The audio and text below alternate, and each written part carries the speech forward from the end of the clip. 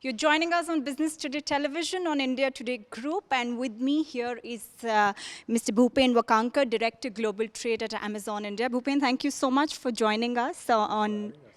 I'm going to start off by asking you, tell me what have been the latest trends like with the Exports Digest and what milestones to achieve? Yes, I think it's a very exciting day for us today. We are revealing the 2024 edition of our Exports Digest. Amazon Global Selling, as perhaps your viewers know, is Amazon's exports program, which means we help sellers and brands from India list their products and selection on all of Amazon's marketplaces, whether it's Amazon.com or Amazon UK, Amazon Japan, and so on, right? And so this program started in 2015, and we complete 9 years of the program. We have taken a pledge of delivering $20 billion in cumulative exports by the time we reach our 10th year anniversary.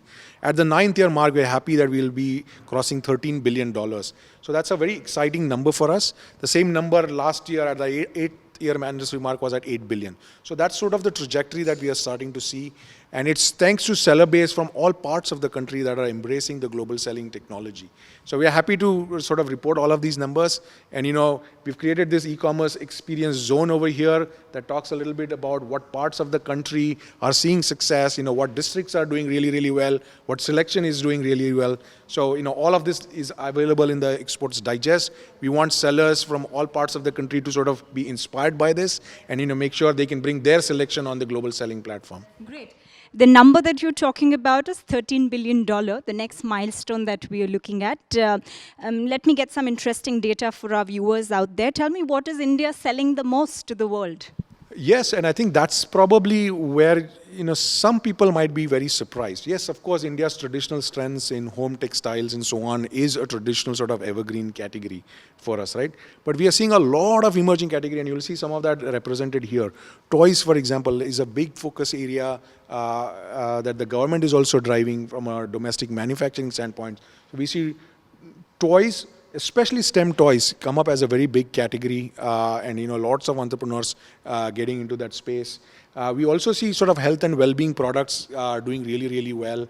We see a lot of sort of skincare products also doing really well, whether it is turmeric based or whether it's all the traditional stuff that we would probably put. Maybe Multani Mitti as a story that we did with My Nature, right? So all of these things that are sort of traditional health and beauty care routines are sort of now available to the world customer through Amazon Global Selling, and that's sort of been an exciting story for us this year. Great.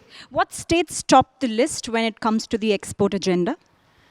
So it's a full spectrum, right? I think we mentioned over 200 cities, over 5,000 pin codes, 28 states, 7 union territories, right? And yes, of course, a lot of it goes by the GDP of the state. So we will see traditionally large states like Maharashtra or Gujarat or Tamil Nadu come in. But we see a lot of interest from even smaller states, right? Or even smaller districts from these states that you would probably not think as the top districts. So we talk about it over here, right? Like, for example, Anand in Gujarat, or Haridwar in Uttarakhand, or Erode in Tamil Nadu. These may not necessarily be top of mind, but these are really large districts that have strong manufacturing strengths, and they are embracing Amazon Global Selling in a big way, which is really a happy story for us to tell. Yeah, fair to say it's global for vocal. It is definitely global for local, and I think it's Make in India for the world. Make in India for the world. One last question, Bhupen, before I let you go. A slight skepticism on the policy side with e-commerce being said that it's more on the predatory pricing part. Would you agree that the industry has somewhere not been fair when it comes to the local selling? See, I look at the exports business, and I think we are quite encouraged by what the policy that we are starting to see on the export side of things. So the foreign trade policy that came out last year talks a lot about e-commerce exports as a special chapter for it. It understands the unique needs for it. So we are very encouraged by how government is looking at e-commerce exports. We are really liking the focus both on the payment side and the logistics side. I think the Honorable Finance Minister talked about e-commerce exports hub in her budget speech. So all of these we see really as huge tailwinds for our sellers to benefit from. And we are really encouraged by what the next few years has in store for us. Great. Anything exciting yet to come?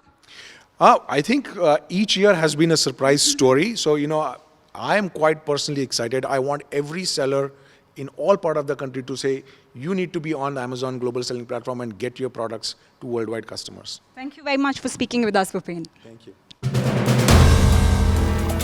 If you like the video, do like, comment, share and subscribe.